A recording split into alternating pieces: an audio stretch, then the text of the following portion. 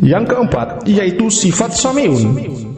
Maksudnya, pendengaran selalu terjaga. Dengarkanlah atau bersuaralah dalam melakukan solat.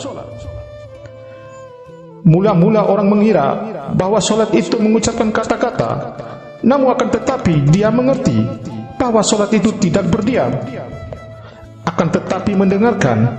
Demikianlah solat, berarti tidak mendengarkan kata-kata sendiri. Solat berarti diam dan menunggu.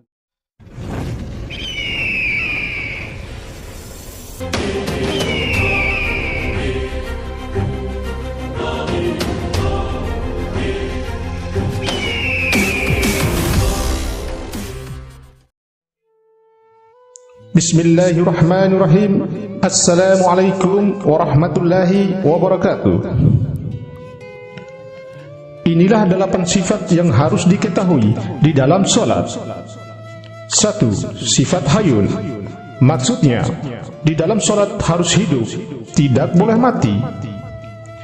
Maksudnya hidup adalah menghadapkan hati kepada Allah, penuh dengan kerendahan dan kesadaran.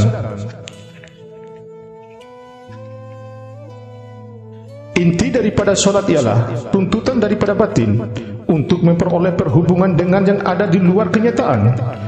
Ialah yang maha tinggi, yaitu Allah Subhanahu wa ta'ala.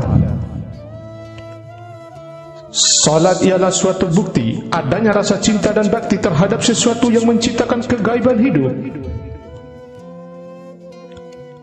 Salat ialah fungsi hayati atau hidup yang terpenting apabila kita ingin berfikir dengan benar dan ingin mengetahui hakikat kenyataan yang paling akhir. Yang kedua, yaitu sifat qadirun atau yang kuasa. Maksudnya, tidak boleh kendor. Semangatnya dalam meraih keridhoannya, mengharap cinta Allah dengan rasa ikhlas, sungguh-sungguh dalam solat. Dan solat ialah dengan sadar mencari perhubungan dengan sukma semesta alam. Dan kita butuh pada itu, seperti kita butuh pada makan dan tidur. Solat bukanlah berminta-minta dengan doa yang diucapkan dengan kerendahan. Solat ialah satu-satunya perbuatan mulia dan berani bagi tiap orang yang ragu-ragu apakah dia berbuat benar seperti yang harusnya diperbuat. Yang ketiga, yaitu sifat muridun. Maksudnya, kemauan yang kuat dalam menjalankan solat, tidak terhalang oleh kehendak niat apapun, kecuali kehendak akan ridhonya Allah, yaitu la maksudu ilallah. Tak ada maksud atau tujuan lain selain daripada Allah.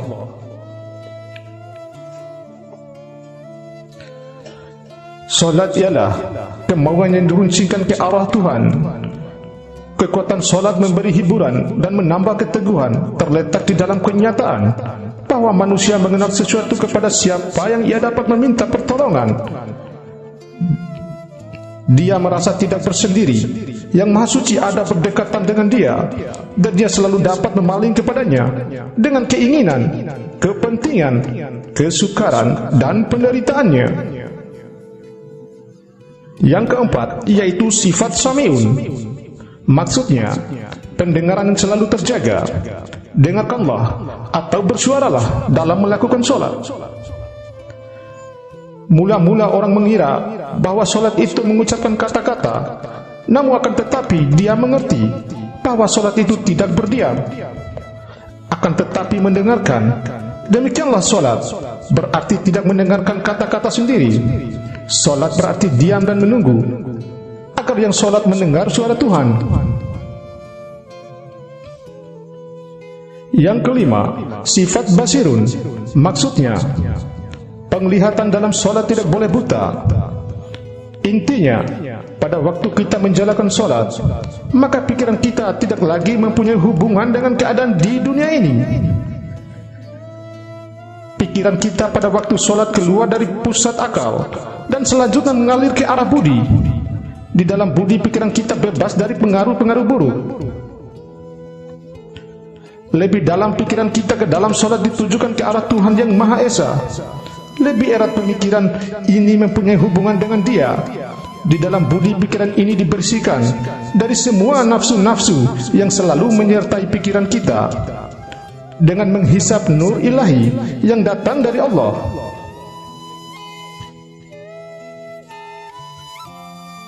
Lebih banyak orang meninggalkan agama dan tidak menjalankan salat. Lebih sering dunia dihinggapi oleh bencana perang.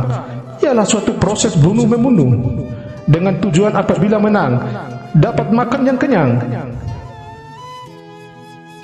Pemusatan pikiran ke arah benda semata-mata berarti kemusnahan.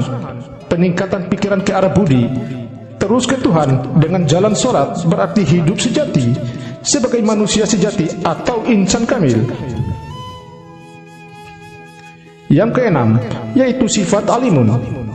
Maksudnya, mengerti, memahami apa nama salatnya. Intinya, salat melatih kita supaya tahu berterima kasih. Berhubungan dengan itu, maka tidak boleh dilupakan untuk berterima kasih pula kepada mereka. Kepada siapa kita berhutang budi, mengetahui terima kasih lahir maupun batin, boleh kita ibaratkan membayar hutang. Lain daripada itu, rasa terima kasih yang meluap-luap mengantar kita ke arah pantai ibadah. Dan ada kalanya pada waktu kita riang gembira dan bersyukur kepada Allah, benar-benar kita singgah di pantai ibadah dan bersujud.